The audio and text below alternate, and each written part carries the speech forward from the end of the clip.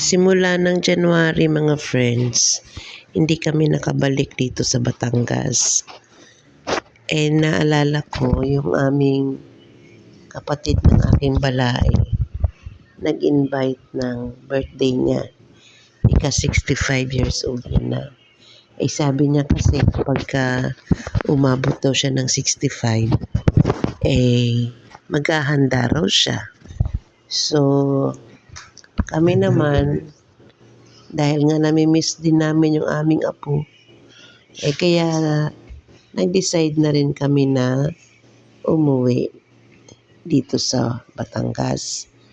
Kahit mahal ang gas, sa ngalan na ang apo ay gustong makita, ay talagang gagawa ka ng paraan.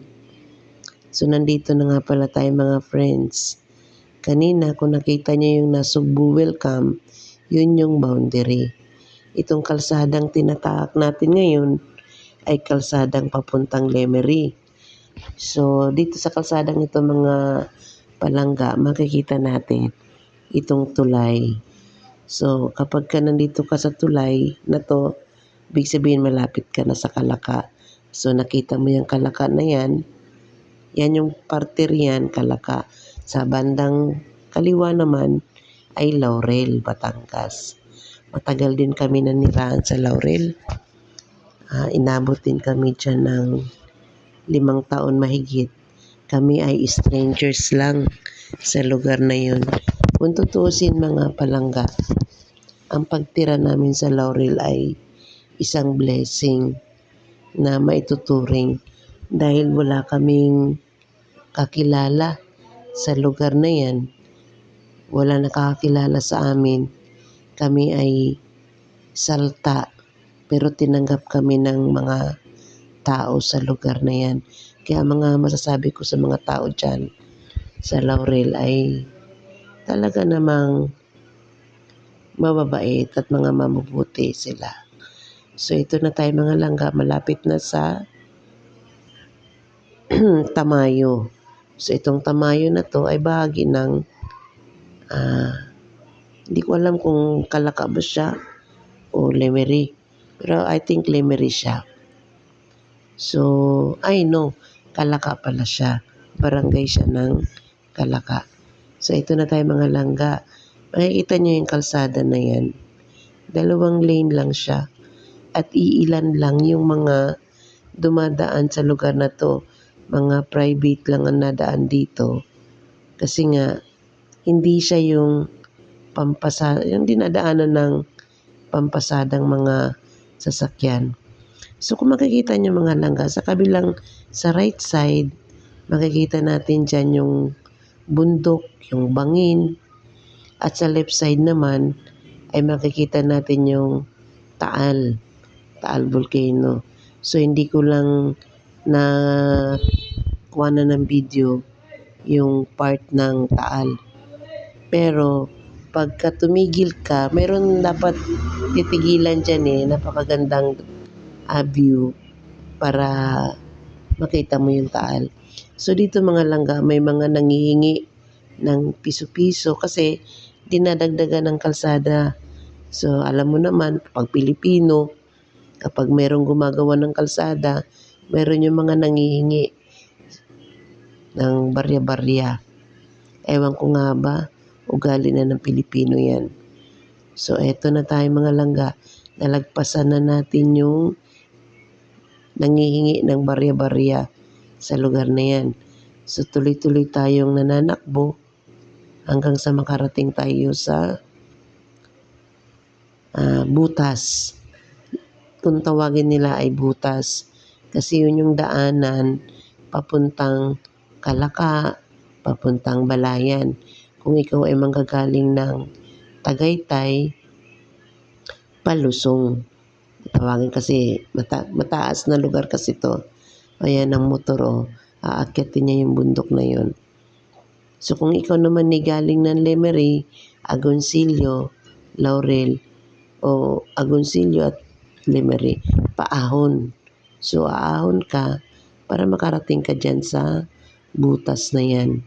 So dito mga langga, Ito yung sinasabi ko magandang view. Yan. Pwede kang tumigil dyan para mag-pictorial. Yan. Kasi nung ikakasal yung anak ko, dito sila nag-pictorial sa kalsadang to. Kaya maganda yung result nung mga picture. Tsaka, ay almost picture lang, walang video pala yun. Kaya yun, nakita natin mga langga, no? Yung kalsada napaka,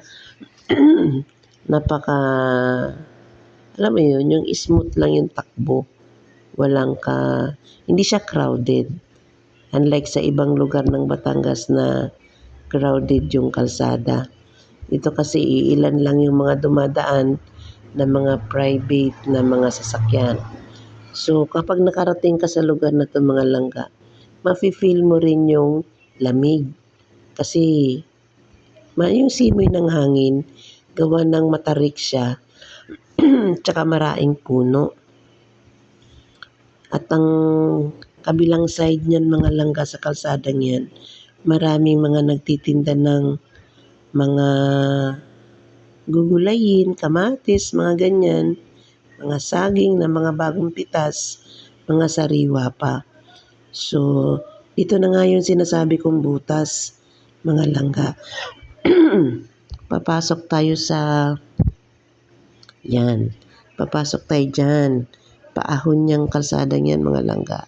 Kaya yung mga dumadaan dyan, medyo ingat din sa pagmamaneho kasi kunting pagkakamali mo lang, ay ano ka rin talaga. Kasi 2 lanes lang siya. Tapos may mga bahay na nakatira. Dito mga langga, ito ay, kung matarik kanina mataas na lugar, ito din mas mataas to. Kaya imagine mo mga langga, pag Disyembre dito, bumababa yung fog, masyadong malamig. Kaya pag ikaw nandito, December hanggang January, mafe-feel mo pa yung lamig talaga. Kasi nga, yung fog bumababa talaga siya. Paano sa dami ba naman ng puno? Kundi ba naman bababa yung fog, di ba? O yan, nakita niyo ng ganda-ganda. Maganda yung lugar na to. Kaya kapag ikaw ay galing ka ng Maynila at gusto mong magpakalaka, ay diyan ka dumaan sa butas para dito yung diretsong dadaanan mo. Maganda rito mga langga, tahimik. Kung ako nga lang ay taga rito, aba, hindi ako aalis dito. Kaya lang dayo din kami dito. Nakapag-asawa lang yung anak ko ng taga rito. Kaya naman, nakakarating kami dito. Pero kung hindi siya nakapag-asawa, aba, malay ba namin sa lugar na to? Diba? Ayan. Dito mga langga, ang daming tanim ng mga pipino. Isa pa yan sa mga produkto nila, pipino, kamatis, at mga saging, kamote, at kung ano-ano pang mga gugulayin na pwedeng itanim sa lugar nila. At meron din dito mga langga, mga poultry, ganyan. Tapos ang dami rin kabahayan dito sa magkabilang side. Tsaka yung mga bahay dito mga langga, mga magaganda. Oo. Kasi halos lahat ng mga tao dito, masikap din naman talaga. Masikap magpagawa ng kanilang mga kabahayan. At ang karamihan din mga tao dito mga langga, mga nasa abroad. Alam mo yun, yung opportunity na makalabas sila ng bansa para mapaayos ang kanilang mga buhay. Yan yung mga marami dito. So papasok na tayo dito mga langga sa barangay na pupuntahan namin. So eto siya. O di ba makikita nyo? Ang ganda at dito mga langga, makikita nyo yung sunset. Yung pagbaba ng araw sa hapon.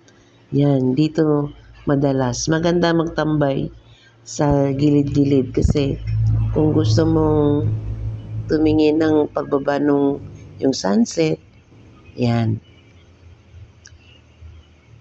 Kung makita mo mga langga, mga green pa yung mga puno nila.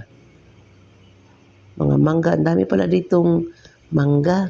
Ang daming prutas sa lugar na to. Kaya pag kung gusto nyong pumarito, may mga lupa pa ritong binebenta. Sabay alok ng lupa, no? O maraming lupa dito binebenta, mga langga. Kaya lang, ang lugar na to kasi, palibasa, kung makikita mo bundok, pero city na siya. City na ang lugar na to. Tinatawag siyang Calaca City. Kaya medyo mataas na rin yung per square meter ng lupa dito. Meron nga akong inaalok na lupa dito, mga langga eh. O tingnan nyo yung sunset. O diba, ang ganda. Ang ganda yung paglubog ng araw. Dito yan, mas mataas. O, makikita mo mga langga, pataas ka ng pataas. Tapos mamaya, pag left side natin, pababa naman tayo ng pababa. Yan na yung papunta ron sa aking manugang. O tingnan nyo yung paglubog ng araw. Diba? Kitang-kita nyo? Ang ganda. Kasi ang oras na to langga, kanina, pagdaan namin, nasa 5 o'clock na to eh. Kasi medyo hapon na rin kami nakaalis sa amin. Kaya yun, parang tinakbo namin to ng 3.5 hours eh. So ito yung sinasabi ko, mga langga, palusong, pababa ka na ng pababa. Hanggang sa marating mo yung bahay ng manugang ko. Dating restaurant yun, mga langga. Sinarado na lang niya. Dahil nag-abroad nga din yung anak ko. So ito yan. So, paano mga langga? Salamat sa pagsama nyo sa biyahe namin papuntang Calaca City. So yun lang. Bye-bye.